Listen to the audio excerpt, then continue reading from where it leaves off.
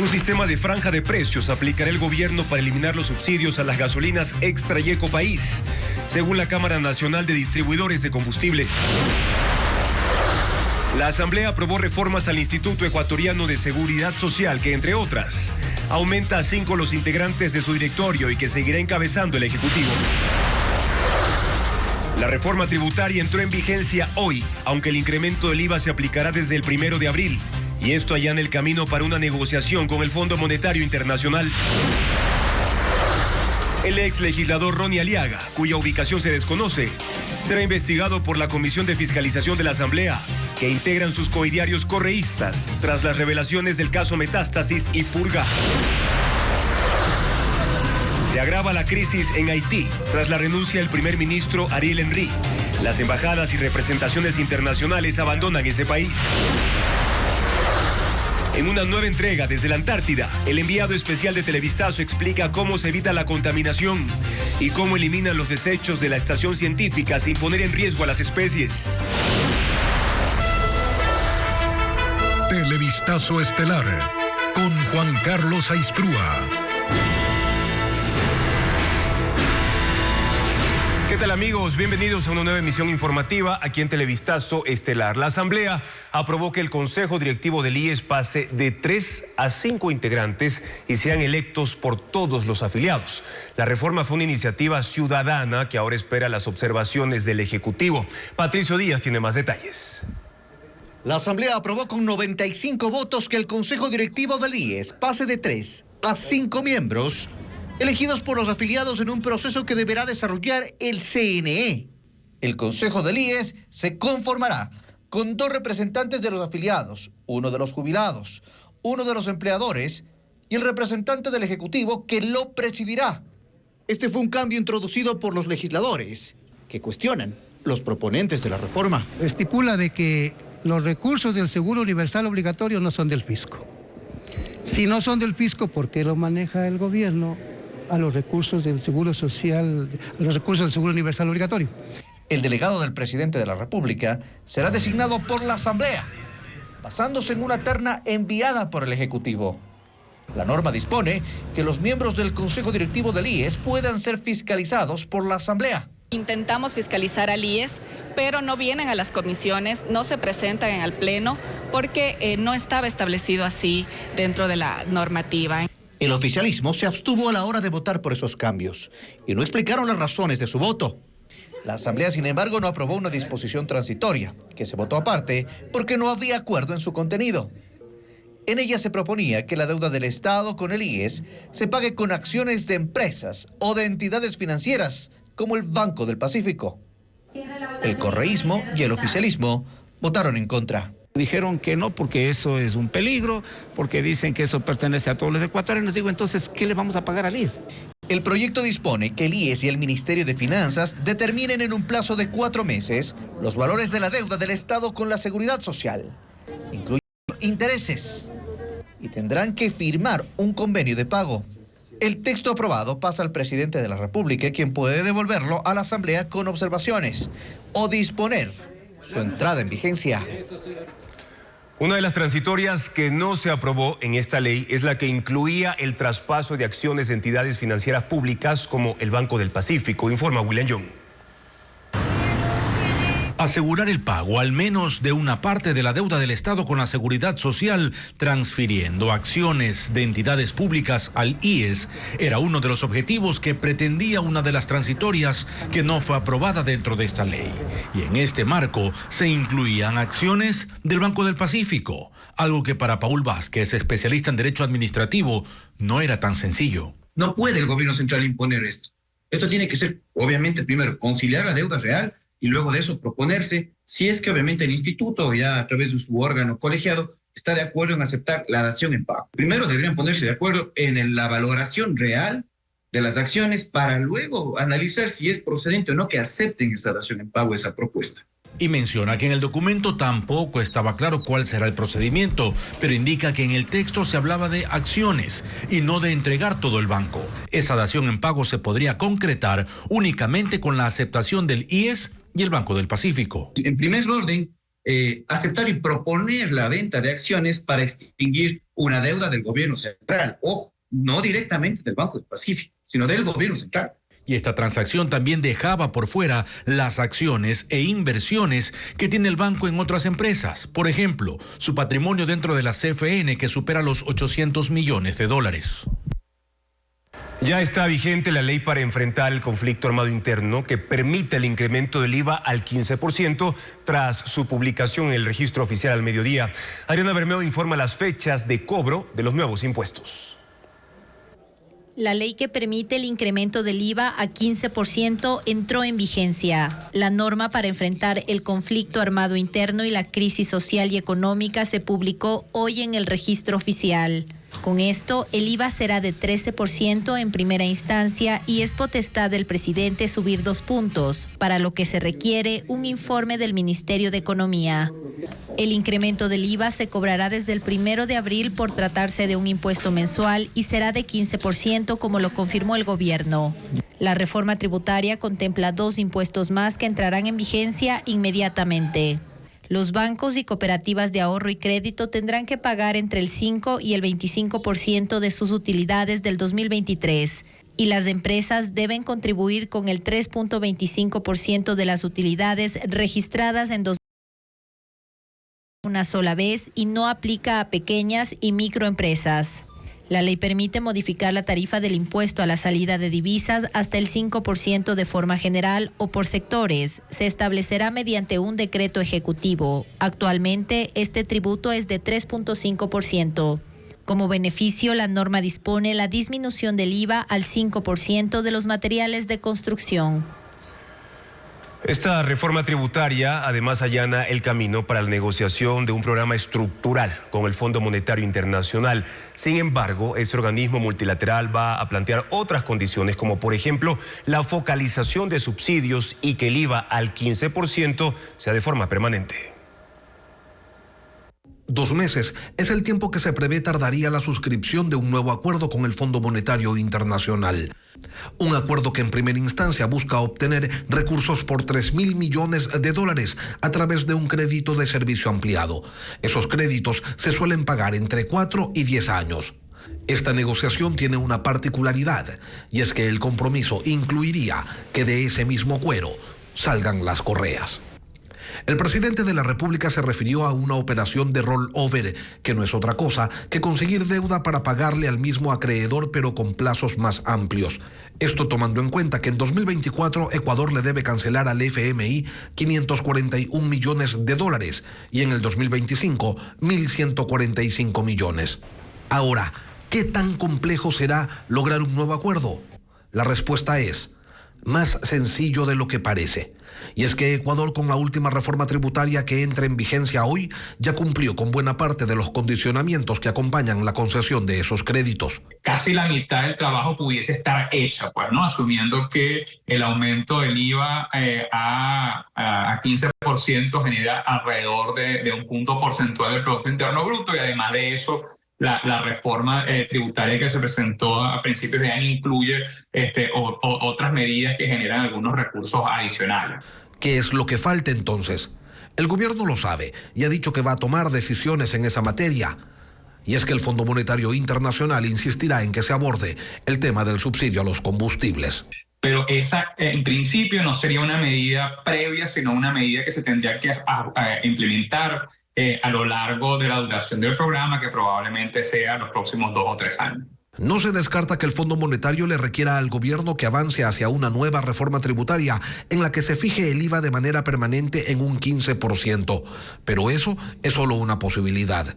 Lo que sí es seguro, según los analistas, es que el programa tenga un carácter estructural, y eso podría implicar condicionamientos adicionales. Efectivamente, es probable que ese acuerdo incluya algún tipo de reforma como la que tú mencionas a la seguridad social. La buena relación de Ecuador con los Estados Unidos empuja sin duda hacia la consecución de un acuerdo en términos favorables para el país, y eso a su vez abre las puertas de otros multilaterales como el Banco Mundial y el Banco Interamericano de Desarrollo, y con ello la posibilidad de conseguir financiamiento para inversión pública.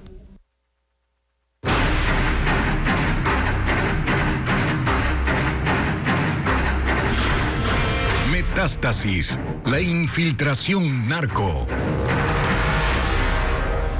Desde la Asamblea Nacional, el correísmo investigará a los funcionarios públicos relacionados con los casos Purga y Metástasis, incluido su coidiario Ronnie Aliaga, quien ya se fue del país.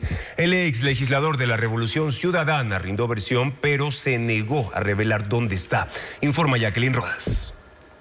El correísmo suelta a Ronnie Aliaga. La bancada de la Revolución Ciudadana anunció que desde la Comisión de Fiscalización, su compañero será investigado para determinar posibles responsabilidades políticas por las tramas de corrupción judicial y narcotráfico de los casos Purga y Metástasis. Lo dijo el asambleísta Leonardo Berresueta. La misma vara tiene que ser utilizada para todos. Si tiene el asambleísta Ronnie Aliaga que comparecer a la comisión, ser investigado, pues será investigado.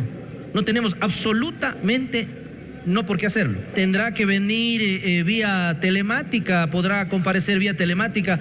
Ocurre a 3 días de la audiencia en la que la fiscal general Diana Salazar procesará por delincuencia organizada a Ronnie Aliaga y a 12 personas más en el caso Metástasis. Aliaga no estará en la diligencia. El 26 de diciembre salió del país por tierra rumbo a Colombia. En su versión rendida el viernes se negó a revelar el lugar donde se encuentra. Luego, el fiscal delegado Jefferson Aquieta le pidió que explique por qué, en enero de 2023, usó su condición de asambleísta para pedir a la Fiscalía información de Javier Jordán y Leonardo Cortázar, en relación con el proceso por lavado de activos que involucra a los hermanos del narcotraficante asesinado Leandro Norero. Aliaga respondió: yo puedo hacer los requerimientos de información a las instituciones, tal como también lo puede hacer un ciudadano. Luego habló de la foto de la piscina donde aparece con Jordán y Cortázar y dijo que por esos días recibía ataques de Fernando Villavicencio. En mi situación, que atravesaba en ese momento, siendo acusado por otro legislador de estar vinculado a actividades delictivas como narcotráfico, yo, para cuidar y salvaguardar la majestad que requiere la investidura del legislador, trascendió a través de una foto que yo estaba con estas personas y yo hice el requerimiento de información para saber si estaban vinculados en los presuntos delitos. El oficio y los chats en los que se menciona a Aliaga con el alias ruso serán parte de los elementos que presentará la fiscal Diana Salazar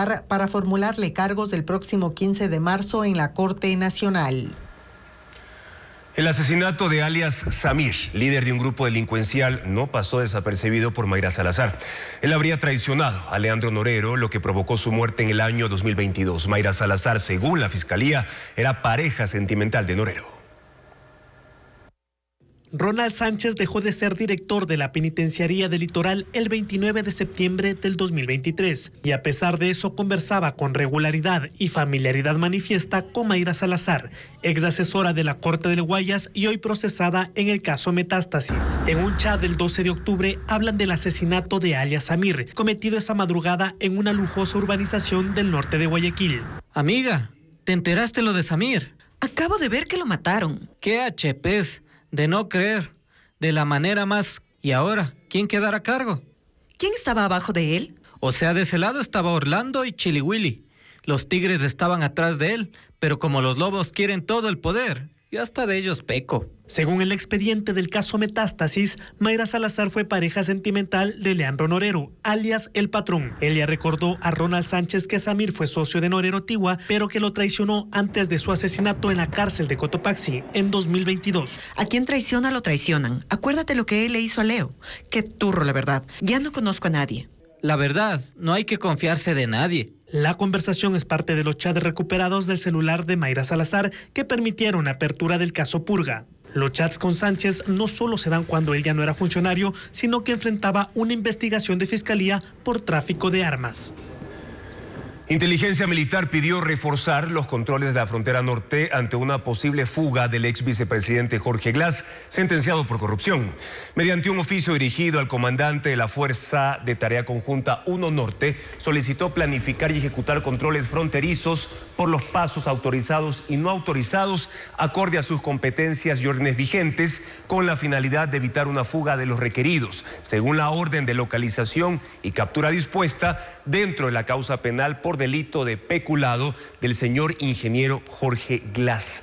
Ecoavisa consultó a las Fuerzas Armadas y a la policía sobre la alerta y señalaron que se trata de una acción preventiva. Ratificaron que, según sus informes, Jorge Glass permanece en la Embajada de México en el norte de Quito.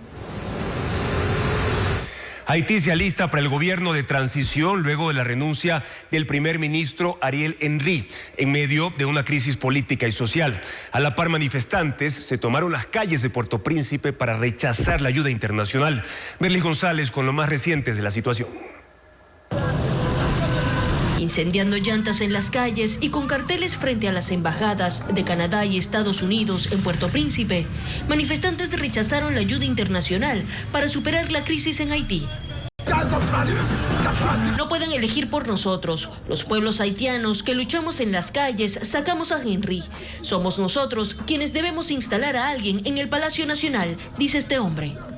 Los pequeños focos de protestas se dieron mientras las autoridades, con apoyo de otros países, se preparan para un nuevo gobierno, tras la renuncia del primer ministro Ariel Henry, quien estuvo en el poder desde 2021, luego del asesinato de Moïse. Funcionarios del gobierno, miembros de la sociedad civil y representantes de países caribeños y Estados Unidos trabajan para nombrar en las próximas horas un Consejo Presidencial de Transición, que será el encargado de elegir a un nuevo primer ministro. Estados Unidos ha dicho que respaldará las medidas para sacar a Haití de la crisis política y social. Para ello, aprobó $300 millones de apoyo a la misión multinacional de seguridad y otros 33 para ayuda humanitaria. Es urgente establecer la estabilidad sobre el terreno y allanar el camino para unas elecciones libres y justas, dijo el portavoz del Departamento de Estado. Haití está sumido en el caos por la expansión de grupos criminales que han desatado el terror en el país y han tomado el control de 80% de su territorio.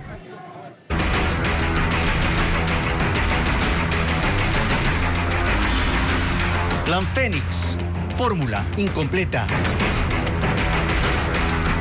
El gobierno ya superó los 100 días, tiempo suficiente para medir resultados en áreas como la seguridad. Sin embargo, los objetivos del llamado Plan Fénix nunca se hicieron públicos, por ende es difícil saber si está dando resultado o siquiera si el plan existe. El tema fue abordado hoy en Contacto Directo. María Cecilia Largacha con el análisis. Los militares salieron a las calles, las cárceles fueron intervenidas, el estado de excepción se impuso en el país. Una primera impresión que habla de optimismo por la implementación del Plan Fénix, pero el hecho es que el tiempo va pasando y las expectativas del país van exigiendo resultados. Se había hablado de cárceles barcazas, ¿verdad?, de una modernización tecnológica de la policía, de las Fuerzas Armadas, y lo que hemos visto pues, en el transcurso de los meses es cambios discursivos en cuanto al plan. Lo que nos da un poco cuenta es que es un plan que se ha ido construyendo a la marcha y que no consiste en una política pública con objetivos estratégicos. Le preocupa que haya improvisación. Las improvisaciones en seguridad lamentablemente se pagan con vidas. Renato Rivera trata de medir con indicadores certeros los resultados del Plan Fénix y no puede, porque dice que no hay objetivos que se hayan hecho públicos, no hay metas medibles. Tal vez la reducción de homicidios, pero eso dice que lo toma con pinzas. Porque son cifras que tenemos hasta mediados de febrero de 2024. Desde mediados de febrero hasta el día de hoy no tenemos claridad de realmente cómo ha evolucionado los homicidios en el país. Y para no pecar de poco frontal, dice lo que piensa con claridad absoluta. Parecería que es un plan que no existe, es una estrategia de comunicación política, el Plan Fénix, donde hay una serie de similitudes en relación al plan de Bukele, de hecho a la estrategia comunicacional de Nayib Bukele, pero como plan, como política pública, con objetivos medibles, con un presupuesto asignado, no existe. Él está convencido de que la intención de esa estrategia de comunicación es sostener la aceptación popular del gobierno camino a la próxima consulta, para la que ya falta poco más de un mes. Interpol advierte sobre el incremento de fraudes financieros con el uso de inteligencia artificial. Los delitos también ocurren en Ecuador, como le explica Adriana Bermejo. La tecnología aguanta todo, hasta los delitos. Bandas de delincuencia organizada usan inteligencia artificial para ejecutar fraudes financieros. La Policía Internacional Interpol emitió una alerta este lunes en Londres sobre el incremento de estafas digitales en el mundo, especialmente en México y Estados Unidos. Ambos países suman pérdidas de hasta 13.000 millones de dólares por estafas en línea. Representa el 25% más que en el 2022. El informe especifica que la inteligencia artificial se está usando para suplantar identidades, robar datos personales, estafar con criptomonedas e inducir a pagos adelantados por compras en Internet de productos que jamás se entregan. Interpol ha recuperado alrededor de 500 millones de dólares procedentes de fraudes cibernéticos en los últimos 2 años. Ecuador no es ajeno a estos delitos. La inteligencia artificial se usa para crear plataformas y códigos que configuran el fraude, sin necesidad de ser experto en informática. En el 2023, las alertas por delitos y ataques informáticos casi se duplicaron en el país. En el 2022 hubo 279 y en el último año 417, según datos de Ecusert, que es parte del Ministerio de Telecomunicaciones. Los fraudes financieros no siempre se realizan desde Ecuador. El Mintel ha identificado ataques desde India, Pakistán, Bangladesh, Indonesia, China, Rusia y Ucrania. El gobierno publicó un manual sobre la explotación minera donde señala que la consulta previa que se haga en los territorios no es vinculante. Expertos consideran que el camino para evitar discordias con los pueblos indígenas es la creación de una ley, pero también un reglamento que regulen el rol de las comunidades y el Estado para desarrollar esa industria. Diego Cuenca con el tema. En Canadá, la delegación del presidente Noboa logró conseguir 4.800 millones de dólares para invertir en 6 proyectos mineros en Ecuador. Sin embargo, el gobierno tiene problemas pendientes por resolver para que esos negocios sean viables. Empezó a buscar una solución para cumplir con el derecho a la consulta previa, libre e informada con las comunidades y nacionalidades indígenas. Para regular eso, el Ministerio de Energía y Minas sacó un manual que establece el proceso para socializar los beneficios, riesgos y eventuales impactos que ocasionará la explotación aurífera de sus territorios. Sin embargo, los resultados de esos diálogos no son vinculantes. Esto significa que el Estado podría ejecutar proyectos mineros, aún sin contar con el consentimiento de los pueblos consultados. Entonces, ¿para qué sirve la normativa? ¿Es constitucional que el Estado imponga la explotación minera sin acuerdo con las comunidades? Constitucional siempre va a ser, porque el derecho y lo que se está regulando y lo que se está emitiendo es una norma que permite viabilizar un derecho fundamental que es de la consulta y que además de esto está establecido en el artículo 11, el numeral 3 de la Constitución de la República. En el Ecuador, los recursos minerales son de los ecuatorianos y quien tiene la obligación de administrar, gestionar, regular, controlar es el Estado. El posible camino para evitar discordias con las comunidades es que se concrete una ley que no se ha hecho a pesar de que en el 2019 la Corte Constitucional se le ordenó a la Asamblea Nacional. Mientras hay ese vacío, los grupos antimineros han impulsado recursos legales para evitar que las concesiones progresen, como la consulta popular en Cuenca en el 2021, donde más de 348.000 personas votaron a favor de prohibir la minería en esa zona de Azuay. O la consulta popular del año pasado en Quito, donde el 70% de su población votó en contra de las actividades mineras en el Chocó andino. Decisión que afectó a 12 concesiones que no pudieron pasar a la fase de explotación y que se quedaron en el limbo. Hay un tema súper complejo, por ejemplo, que es a quiénes consultar. No creo que la norma lo está resolviendo, porque establece que volvemos a las comunidades, pueblos y nacionalidades indígenas y ancestrales que están inscritos en el Ministerio de Agricultura. Y si es que uno le pregunta a la CONAIE si ellos están de acuerdo con ese procedimiento, van a decir que no. Entonces también estas son las dificultades de a quién consultar. El manual está vigente desde el 6 de marzo, con la intención de no frenar las inversiones mineras y puntualizar que las concesiones que se ejecuten deberán remediar o compensar los daños a las comunidades donde se realiza la explotación. En Estados Unidos, la Administración Federal de Aviación encontró docenas de problemas en la fabricación del avión 737 MAX 9 de Boeing. A esto se suma la muerte de un ex ejecutivo que denunció a la empresa públicamente. Iliana Suárez con el caso. Una auditoría realizada a los aviones 737 MAX de la empresa Boeing reveló múltiples fallos. El informe fue realizado por la Administración Federal de Aviación de Estados Unidos y los resultados se publicaron en el New York Times. Según el diario, la aeronave falló en 33 de 89 auditorías. Los problemas señalados incluyeron al personal de fabricación y sus procedimientos. Por ejemplo, usaron una tarjeta de acceso a habitaciones de hotel para probar el sello de una puerta. En otro caso, usaron jabón como lubricante. Métodos inaceptables, según lo detalló el organismo. Todo esto forma parte de una investigación criminal que el Departamento de Justicia de Estados Unidos sigue a la empresa Boeing después de que la puerta de un avión 737 MAX de Alaska Airlines se desprendió en pleno vuelo el pasado 5 de enero. Boeing está bajo un fuerte escrutinio debido a ese y otros múltiples incidentes con sus aviones. Esto incluye 2 siniestros mortales en 2018 y 2019, y en lo que va del año la pérdida de piezas tras el despegue o fugas de combustible.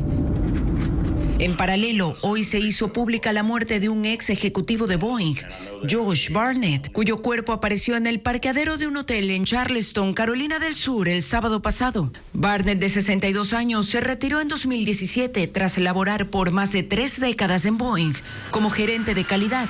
La semana anterior testificó ante abogados de Boeing por el uso de piezas de mala calidad en aviones nuevos, así como fallas en los sistemas de oxígeno de emergencia, hechos que él venía denunciando desde 2019. Por ahora, las autoridades investigan su muerte como un suicidio. Argentina emprendió acciones diplomáticas contra Venezuela luego de que el país prohibiera el sobrevuelo de aeronaves argentinas sobre su territorio. La administración de Javier Milei dijo que la decisión del gobierno madurista fue en represalia por la confiscación de un avión con bandera venezolana que aterrizó en Buenos Aires en 2022. El Boeing 747 fue entregado a la justicia de Estados Unidos porque violaba normas internacionales y estaba tripulado por pilotos que pertenecían a la principal fuerza terrorista de Irán. La Cancillería venezolana tildó al gobierno argentino de neonazi y sumiso a favor de los intereses de Washington. En Brasil, un hombre tomó como rehenes a 17 personas de un autobús en la principal estación de Río de Janeiro.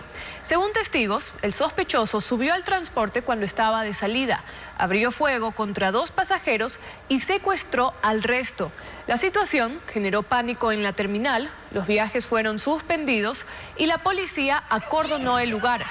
Tras varias horas de negociaciones, el atacante liberó a los rehenes y se entregó. Los heridos fueron trasladados al hospital. Un avión militar ruso Il-76 se estrelló durante el despegue en la región de Ivanovo, según informó el Ministerio de Defensa ruso. A bordo había 8 tripulantes y 7 pasajeros. La causa del accidente fue un incendio en uno de los motores durante el despegue. Rusia denunció un intento de incursión de militares ucranianos en su territorio en la ciudad fronteriza de Belgorod. La ofensiva terrestre de Ucrania estuvo acompañada de un ataque con drones en varios puntos de la ciudad. Según las autoridades rusas, uno de ellos destruyó la fachada de un edificio de la alcaldía, dejando 4 heridos. Es el 4º intento de incursión de militares de Ucrania en esa ciudad desde el fin de semana. Un barco cargado con ayuda humanitaria partió desde Chipre hacia la Franja de Gaza. La embarcación de la misión española Open Arms con World Central Kitchen salió con 200 toneladas de alimentos, agua y bienes de primera necesidad. El envío pretende abrir un corredor marítimo para aliviar la crisis humanitaria. La guerra y el asedio israelí sobre Gaza han desplegado de sus hogares a más del 80% de la población y cientos de miles de ciudadanos están al borde de la hambruna. 25 personas, la mayoría niños, han muerto por deshidratación y deshidratación en el norte de Gaza, según fuentes sanitarias. En India, el nacimiento de una camada de 5 guepardos enciende en la esperanza, pues es una especie extinta desde hace más de 7 décadas en ese país. La madre de las 5 crías llegó a la India en febrero de 2023 como parte de un ambicioso proyecto conocido como Proyecto Guepardo, que busca recuperar al animal terrestre más rápido del mundo en ese territorio. La plataforma de alquileres en línea Airbnb prohibió el uso de cámaras de seguridad dentro de las propiedades que ofrece. La empresa sostiene que la medida busca priorizar la privacidad de los huéspedes luego de innumerables denuncias por equipos de grabación ocultos en los departamentos y habitaciones. Las normas actuales de Airbnb permiten el uso de cámaras de seguridad en áreas comunes como salones y pasillos, siempre y cuando la ubicación del equipo esté indicada en las especificaciones del inmueble. La nueva normativa entrará en vigor a finales de abril. Ecuador ya no podrá exportar tiburones tras el vencimiento del plazo que un acuerdo internacional le daba al Estado para regular su captura incidental. Vanessa Robles con el reporte. La notificación llegó este lunes desde Ginebra, Suiza. Se venció un plazo de 120 días otorgado a Ecuador por la Convención sobre el Comercio Internacional de Especies Amenazadas de Fauna y Flora Silvestres, CITES, y se suspendió la exportación de tiburones y rayas desde el país. El plazo pretendía que el Estado garantice niveles sostenibles de comercio de estas especies, pero no se cumplió. Es penoso para el Ecuador, primero porque desnuda una vez más que no hay un control pesquero, que la autoridad pesquera está bloqueada por los intereses de las industrias, y también perjudica a los más débiles de la cadena de valor de la pesca. En el país ya estaba prohibida la pesca dirigida o directa de tiburón desde el 2007, pero se permitió una excepción. Se podía comercializar la carne y las aletas cuando eran capturadas de forma incidental. En noviembre de 2023, la CITES, organismo conformado por 184 países, pidió a Ecuador determinar la capacidad de pesca y límites en las capturas incidentales de estas especies en peligro de extinción, establecer cupos basados en datos científicos y elaborar un censo en la población de tiburones. Además, reportó inconsistencias de casi 33 toneladas en las cifras de aletas de tiburón enviadas de Ecuador hacia Perú. 12 especies de rayas y tiburones están identificadas como amenazadas, entre ellas el tiburón zorro pelágico, el tiburón sedoso, el tiburón diamante y las rayas diablo. Los tiburones en el papel están súper bien protegidos. Hay un plan tiburón desde hace varios años. Los inspectores de pesca tienen miedo de hacer controles por el tema de la inseguridad, del contrabando. Creo que esta es una muy buena oportunidad para que el Ministerio del Ambiente asuma las riendas y considere a los tiburones como lo que son, vida silvestre, no comida, no recursos pesqueros. El Ministerio de Producción comunicó que después de recibir esta notificación, se activó una mesa técnica que realizará nuevas consultas al CITES para revertir la decisión. Mientras que el Ministerio del Ambiente solo dijo que el tema se está coordinando con otras instituciones. Mientras la sanción esté vigente, no puede otorgarse ningún permiso de exportación. La renovación del Consejo Nacional Electoral puede realizarse aunque el organismo esté en periodo de comicios. Así lo determinó la Procuraduría General del Estado ante una consulta que le hizo el Consejo de Participación Ciudadana. Fabiola Santana lo explica a continuación. El Consejo de Participación Ciudadana puede continuar con el concurso para la renovación parcial del Consejo Nacional Electoral aún en periodo de elecciones. Así lo determinó la Procuraduría General del Estado este lunes, respondiendo a la consulta que hizo el organismo que lleva adelante el proceso de selección. La duda se originó pues está en marcha el proceso electoral de la consulta popular del 21 de abril. En su pronunciamiento, la Procuraduría dice, corresponde a dicho consejo desarrollar los concursos a cargo de comisiones de selección a fin de realizar oportunamente la designación de las autoridades sin que el decurso de los procesos electorales constituya excepción que impida el desarrollo de dicho procedimiento o configure intervención o interferencia en las competencias de la función electoral. Con ello se podrá incluso designar a los nuevos vocales sin que se interprete como intervención en el desarrollo del proceso electoral. Eso es lo que nos está diciendo, pero eso ya conocíamos. Lamentablemente acá en el Ecuador hubo un escudo discursivo de las propias autoridades electorales para no ser cambiados. Entonces no cambia nada, solo que se pone en orden la situación. El Consejo Nacional Electoral tiene 5 vocales que deben ser renovados parcialmente cada 3 años. En noviembre de 2021 debieron cambiarse 2, pero se mantienen en funciones prorrogadas, pues el concurso no ha avanzado por acciones de protección y denuncias de posibles irregularidades. Los otros 3 terminan su periodo en noviembre de este año y también deberán ser reemplazados. Ahora la pelota queda en la cancha del Consejo de Participación y la Comisión de Selección. Esta mañana las Fuerzas Armadas y la Policía Nacional intervinieron en la cárcel Bolívar en Guaranda. Decomisaron droga camuflada en cajas de madera, armas blancas y también celulares. A la par se desarrolló un operativo en la cárcel de mujeres de Esmeraldas, donde hubo una requisa para control de armas, municiones, explosivos y otros objetos no autorizados. Hasta el momento han decomisado electrodomésticos, además de celulares. Es la primera intervención de este año en esa última prisión. En la Casa de la Cultura Núcleo Guayas se inauguró la 25ª edición del Salón de la Mujer. Hay 23 obras de exposición Resisto, Camino y Creo, que hacen una reflexión sobre la violencia en el país. Estefanía Arias acudió a la muestra. Se trata de un espacio de reflexión que rompe estereotipos y muestra una apatía cultural. En la Casa de la Cultura Núcleo Guayas se inauguró el Salón Nacional de la Mujer, que llegó a su edición número 25, con el nombre Resisto, Camino y Creo. 23 obras que tratan de la violencia en el país y que exponen, a través del arte, una crisis social. Un espacio que nos congregue a todas las mujeres y no solo que se convierta como un lienzo de empoderamiento, sino que se incentive al poder de la creación, rompiendo brechas de género. La directora de este espacio, Marta Rizzo, agrega que en esta edición participaron 55 artistas de varias provincias. Finalmente, la pieza ganadora fue una obra bidimensional llamada Caperucita Roja, de la artista Cristina Enderica, que representa a niños y niñas víctimas de violencia.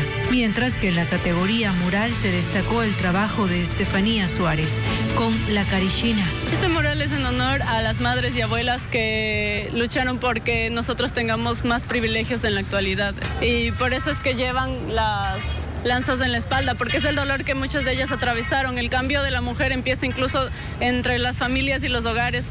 La curadora de la muestra, María Fernanda López, cuenta que por primera vez se incluye el arte urbano en este salón. Por eso exponen también grafitis. La muestra estará abierta hasta el 27 de marzo. La entrada es libre. Pese a que hoy se aprobó una ley reformatoria a la seguridad social, esto no resuelve la crisis económica por la que atraviesa el IES y que, según la comisión que en el año 2023 se encargó de analizar ese problema, llevaría a que el sistema de pensiones tenga máximo 4 años de vida. Luis Alfredo Zúñiga con la información. La comisión encargada de plantear reformas para paliar la grave crisis en el IES terminó su trabajo en agosto del año pasado y en su informe final quedó claro que de entre todos los problemas, el más preocupante es la sostenibilidad. Al fondo de pensiones le quedan, según la comisión, un máximo de 4 años de vida, pero si el Estado no paga lo que adeuda, ya será insostenible en el 2025. En consecuencia, no se podrá pagar pensiones. De ahí que, según Augusto de la Torre, quien encabezó el grupo que hizo el análisis, la reforma aprobada este martes sobre cómo estará conformado el directorio del IES no ataca el problema más importante de la institución. El IES tiene 3.7 millones de afiliados. Los aportes que dejan no son suficientes para sostener los pagos a los 836.000 pensionistas. Los aportes dejan ingresos por 3.300 millones de dólares, pero el pago de pensiones representa 5.800, un déficit de 2.500 millones. Se suma la deuda histórica del Estado, que según Eduardo Peña, actual presidente del directorio, llega a 25.000 millones, 13.000 millones en haberes reportados y 12.000 en bonos del Estado. En la proforma presupuestaria del 2024 se hace evidente que la crisis se extiende. Ahí se establece que por concepto del 40% del aporte del Estado al Fondo de Vejez, Invalidez y Muerte, además de otros rubros, se destinarán 2.400 millones. Pero el IES necesita aportes estatales por 3.700, dejando una brecha de 1.300 millones de dólares. Ante esto, la opción que le queda al IES e incluso contemplar hacer sus pagos mediante sus activos. La comisión dejó un anteproyecto de ley con propuestas para generar cambios a esta crisis, entre las que se incluyen incrementar los años de aporte, que la contribución de los afiliados sea por 14 salarios al año y que las pensiones ya no se calculen con base en los 5 mejores años de vida laboral, sino que gradualmente el número suba hasta los 30 años. Estos puntos aún no son abordados por este gobierno, o al menos no lo han anunciado públicamente, mientras la crisis del IES se sigue agravando. En la ley aprobada este martes se estableció que el Estado y la Seguridad Social determinen el monto final de la deuda que lleve a un plan de pagos. Un sistema de franja de precios para controlar el aumento gradual de las gasolinas extra y Ecopaís es la modalidad que aplicará el gobierno como alternativa para eliminar el subsidio, según la Cámara Nacional de Distribuidores de Combustibles. William John explica cómo funcionaría. La decisión fue comunicada por el viceministro de Hidrocarburos, Silvio Torres, en una reunión con la Cámara Nacional de Distribuidores de Combustibles, según lo confirmó el vicepresidente de este gremio en Guayas. Se trata de un sistema de franja de precios, es decir, cada mes las gasolinas extra y Ecopaís tendrían un aumento gradual hasta que su valor ya no tenga subsidio. Según los distribuidores, sería de 10 centavos cada 4 semanas. El precio va a ser universal, o sea, el precio va a ser igual para todos y el gobierno decide a qué sector va la compensación y lo hará mensualmente a ese sector destinado, ¿no? Es decir, ya no sería un mecanismo de focalización usando sistemas informáticos de cobro diferenciado en cada gasolinera, con información individual del usuario, datos de sus ingresos personales o el cilindraje de su vehículo, como inicialmente se había anunciado. Con este mecanismo, en las estaciones de servicio solo se necesitará exhibir el nuevo precio a cobrar. Si toman la decisión de eliminar, hacer una banda de 10 centavos mensuales, estamos hablando de que en 6 meses podría eliminarse ya el subsidio en la que es gasolina. Aunque en esa reunión no hablaron de fechas, el presidente Daniel Noboa dijo en enero pasado que estas medidas se aplicarían en el segundo trimestre del año, por lo que los empresarios apuntan a mayo, es decir, luego de la consulta popular. En Cotopaxi, grupos antimineros protagonizaron violentas protestas para evitar que un proyecto canadiense pueda iniciar la fase de explotación. Diego Cuenca informa que dirigentes del movimiento indígena de esa provincia lideran la oposición a pesar de que no son miembros de la zona de influencia donde extraerán cobre. El incidente ocurrió este lunes en la parroquia Palo Quemado del cantón Sicchos, en Cotopaxi. Según el Ministerio de Ambiente, sus funcionarios fueron atacados violentamente por grupos antimineros cuando entregaban convocatorias para la consulta ambiental para la fase de explotación del proyecto minero La Plata, de una empresa canadiense. Al menos 3 habitantes que se informaban del estudio de impacto ambiental quedaron heridos cuando los agresores intentaron destruir los vehículos del Estado. Incluso habían lanzado bombas Molotov, según indicó la policía. Yo soy el presidente de la comunidad San Pablo de la Plata, en donde es área directa de influencia. Ahí nosotros decidimos, una lista de unos 70 personas, somos los que la ley da a que debemos ser consultados. El Frente Nacional Minero junto con la CONAIE denunciaron que son grupos paramilitares los que agredieron a los campesinos. Pero en estas imágenes se observa que algunos de los manifestantes estaban encapuchados y pertenecían a otras comunidades cercanas. Incluso en una rueda de prensa, el movimiento indígena de Cotopaxi se opuso radicalmente a la explotación minera. Por lo tanto, el día de ayer tuvimos un enfrentamiento que se pudo haber evitado. Los manifestantes quieren evitar que la concesión canadiense invierta $100 millones para extraer cobre en el sitio. Además, llevan desde el año pasado sin avanzar a la fase de explotación. En Ecuador, el mapa de la criminalidad ha cambiado luego de las intervenciones de la fuerza pública en las zonas más conflictivas. Los Ríos pasó a ser la provincia más peligrosa luego de Guayas, superando incluso a Esmeraldas. Merlín Ochoa informa que hay una migración de las organizaciones delictivas. Hace 6 días, en diferentes lugares de Babahoyo, provincia de Los Ríos, 2 agentes de tránsito fueron baleados, uno de ellos murió. Además, producto de la balacera, un proyectil impactó a una niña de 3 años que jugaba afuera de una vivienda. La menor falleció en el hospital. Los datos más recientes de homicidios intencionales reflejan que las muertes violentas en los ríos han aumentado en un 34%. Con más de 898,000 habitantes, Los Ríos es la cuarta provincia más poblada del país, pero la segunda más peligrosa está luego de Guayas. Según la policía, de enero a marzo de 2023 se registraron 122 crímenes, pero esa cifra subió en el 2024 a 163, 41 víctimas más. Los cantones de Los Ríos donde se concentran los crímenes son Babahoyo, la capital, donde subieron de 27 en el 2023 a 53 en el 2024, un aumento del 96%. Buena Fe, donde pasaron de 5 en el 2023 a 40 en el 2024, es decir, 8 veces más. Y Vinces, de 8 en el 2023 a 23 en el 2024, casi el triple. En esta última localidad se encontraron 22 toneladas de cocaína el pasado 23 de enero. 2 semanas después, cerca del lugar, 6 personas fueron acribilladas. La policía no ha querido referirse a los sicariatos, pero tras cámaras detalló que este año hay más organizaciones narcoterroristas instalando sus operaciones criminales en Los Ríos, a 1 hora del puerto principal. En 2 años, la Policía Nacional incorporó a cerca de 11,000 uniformados. Sin embargo, el ingreso masivo de personal generó problemas logísticos y también de dotación de armas. Paul Romero explica por qué. La policía incrementa su personal. Este miércoles se graduarán 2.339 policías que aprobaron el curso de formación que duró 9 meses. Son técnicos operativos que pasarán a las unidades tácticas de prevención e inteligencia. Así la institución llega a 60,000 uniformados activos. En mayo de 2021, la policía tenía 51,000 hombres y mujeres. Durante el gobierno de Guillermo Lasso, la comandancia de la policía desarrolló un plan masivo de ingreso de personal y aprobó cursos intensivos de menos de un año. 8,500 policías se graduaron en junio de 2023.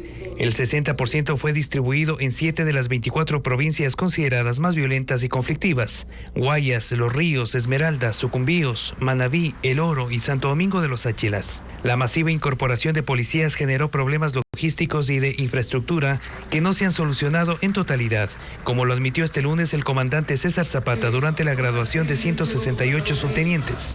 También estamos trabajando en la equiparación del rancho con Fuerzas Armadas y el proyecto de reglamento de bonificación que comprende los bonos de vivienda, de traslado y los bonos de riesgo.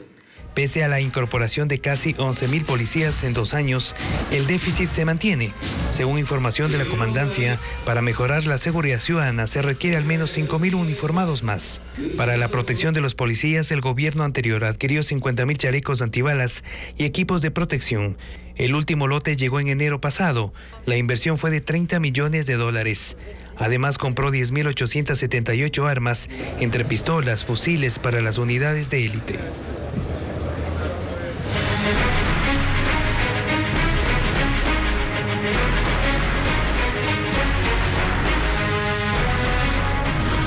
Caso Purga, la mafia judicial.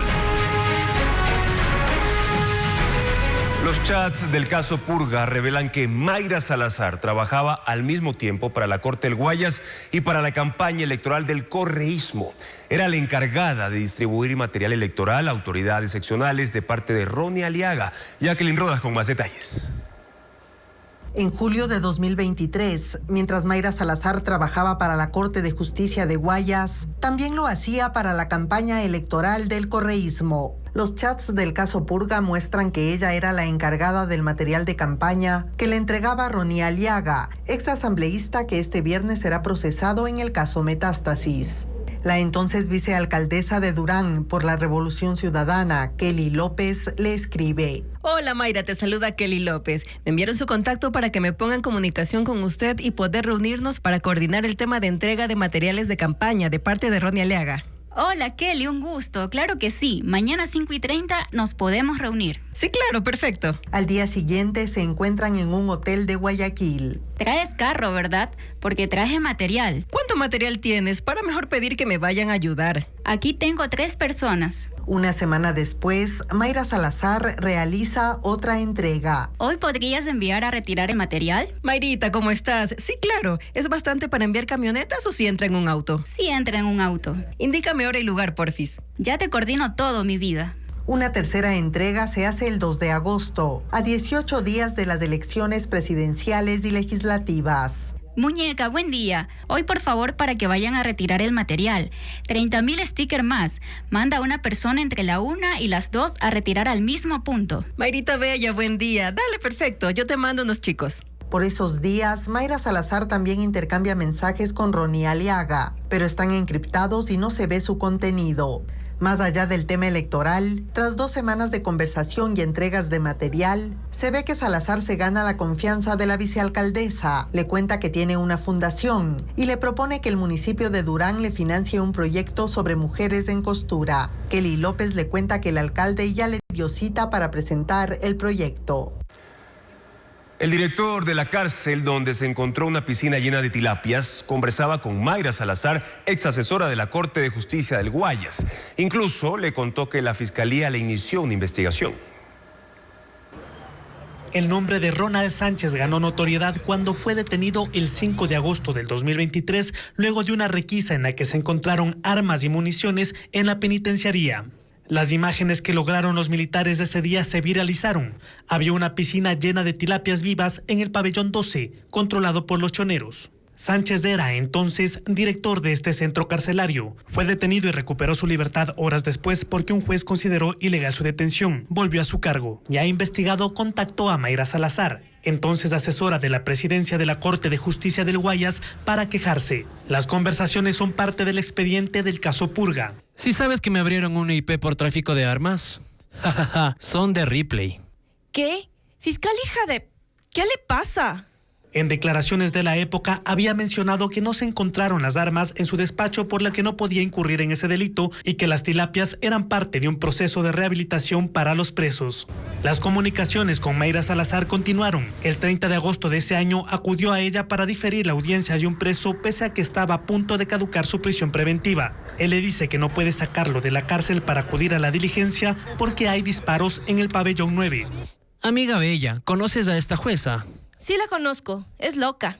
Loca de M. Tenemos a todas las cárceles en alerta roja, por lo que están trasladando a 3 de la Tacunga del caso Villa a La Roca. Y se encendió esta M, y esta loca de M no entiende eso. De acuerdo al hilo de chats que son parte del proceso, Mayra Salazar responde que hablará con la jueza. Ya la hago llamar, ya la estamos llamando. No contesta esa P. ¿Qué manera? Estos jueces no entienden. Deja que devuelva la llamada. La man es loca, pero a nosotros sí nos escucha. El director de la cárcel nuevamente se contacta y le dice que hay otro juez que ahora presenta otro problema. Ella responde que los jueces deben hacer todos los esfuerzos y llamados de atención si está cerca de caducar la prisión preventiva para un detenido. Finalmente la audiencia se suspendió y se realizó en otra fecha de forma telemática. Fracasa otra vez el intento de la bancada de Construye de aprobar un cambio del orden del día en la Asamblea Nacional para respaldar a la fiscal general del Estado, Diana Salazar. Esta vez descalificaron firmas de apoyo y no se alcanzó el mínimo. Patricio Díaz estuvo en la sesión y nos tiene más detalles. Ahora los legisladores de Construye llegaron a tiempo y la sesión empezó más tarde. Pero igual, no pudieron aprobar el cambio del orden del día para que la Asamblea respalde a la fiscal por la investigación en el caso Purga. El secretario del Legislativo informó ante el Pleno que el pedido no cumplía los requisitos y por lo tanto no podía ser tratado. En Construye rechazan la justificación que les dieron para negarles la solicitud. Me dicen que las firmas no han sido convalidadas, que no son válidas, a pesar de que son firmas electrónicas. Además de esto, al siguiente día, como un alcance, presentamos firmas en físico y también se nos fue negada. Dicen que son extemporáneas. El presidente de la Asamblea, Henry Kronfle, no estuvo al frente del Pleno. Viajó a Washington a una reunión de los parlamentos de América. Y la sesión nuevamente fue presidida por la vicepresidenta Viviana Veloz, del correísmo. Siempre cuando está presidiendo la actualidad, la vicepresidenta, tenemos este tipo de objeciones.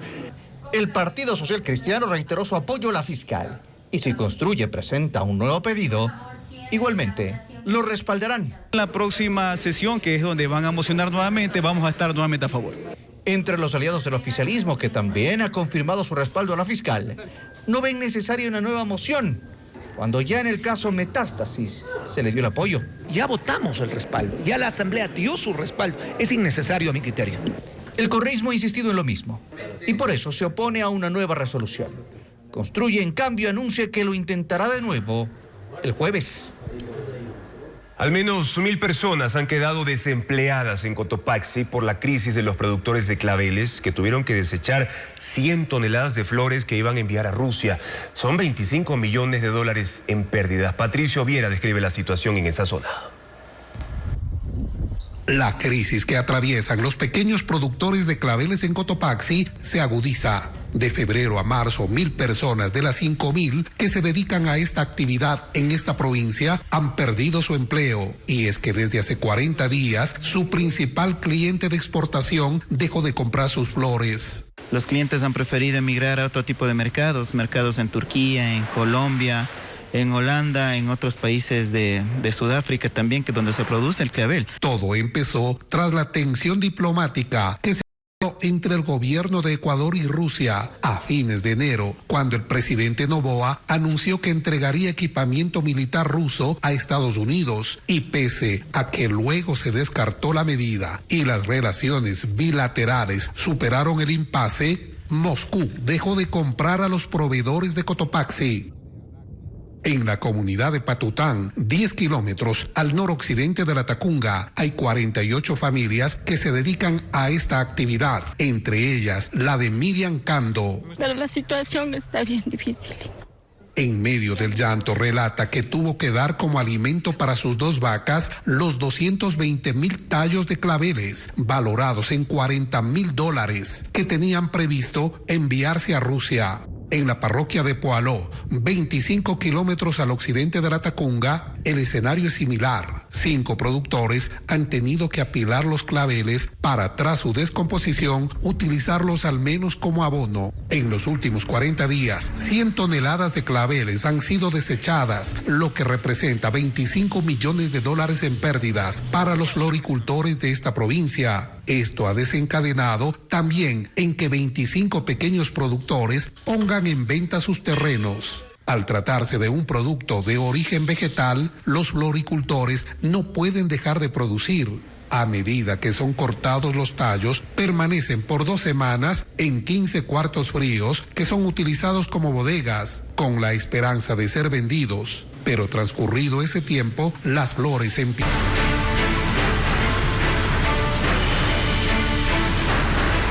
Antártida, viaje al fin del mundo.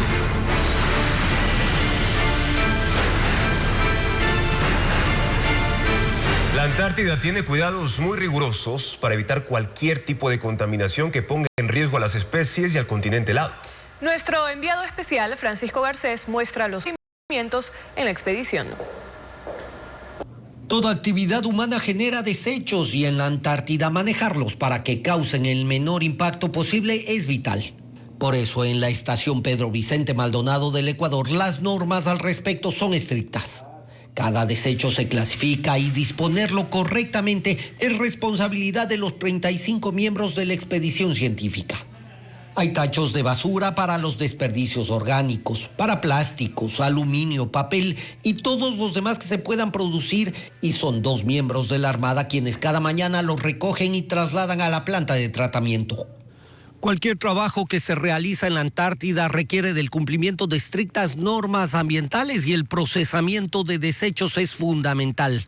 Esta planta con la que cuenta el Ecuador es una de las más eficientes de las instaladas en todo el continente. En uno de los compartimientos hay una máquina que deshidrata y procesa los desechos orgánicos. Casi un día dura ese proceso que termina con un compost que es colocado en tanques para almacenarlo. Jefferson Alvarado es maquinista de la estación, pero alterna esa responsabilidad con el procesamiento de los desechos. Claro, es muy importante, tenemos que cuidar la Antártida y lo que se puede incinerar se incinera, el resto se empaca y se envía en contenedores a Ecuador. Basuras como papel, restos de madera y otros que pueden ser quemados pasan al horno. Este se construyó en la estación con la tecnología para causar el menor impacto posible al ambiente. José Alvarado es el encargado de la comunicación de la expedición y también es responsable de clasificar la basura y poner a funcionar la planta de procesamiento. Estamos listos para el cierre de la estación y estamos muy contentos y muy orgullosos del trabajo que se ha realizado. Nada de basura se queda en la Antártida. Los residuos procesados son sellados en tanques que se apilan en un contenedor para ser trasladados al Ecuador y evitar así la contaminación en el continente helado.